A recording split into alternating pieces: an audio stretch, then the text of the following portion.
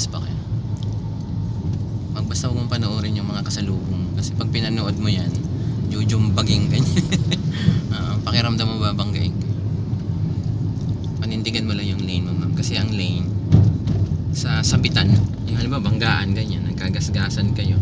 Sa lane yung titignan ko kung sino yung sa investigador, ma'am. So, kaya di ba pinipicturan? Likod, harap, magkabilang gilid, ganyan. Pinipicturean nila yan kasi tinitingnan ng investigador ngayon kung sino yung wala sa tamang posisyon. Yes, sa lane. Kaya nga yung ibang driver, bahala kayo dyan, basta nasa lane ako. Ganun sila. Diba? Diretso tayo, mama, kasi open na yung bagong tulay dyan. Okay. Kaya masaya siyang tinan mo yung kasama pa yung mga bata, pero bilis. Okay, gas ka. Gugulat ka sa action itong mga to eh. Sige pa, gas mo. Bagong tulay.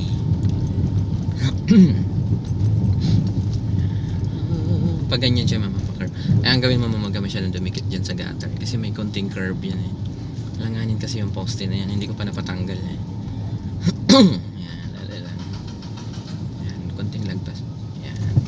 Yan, okay na yan. Tapos sabay balik. Tapos sabay gas. Kasi matarik. Diba? Gas pa, gas pa.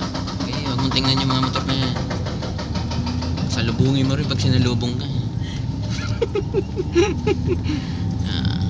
Mas malaki ako sila yung Oo, pagtripan ka ng motor, pagtripan mo din.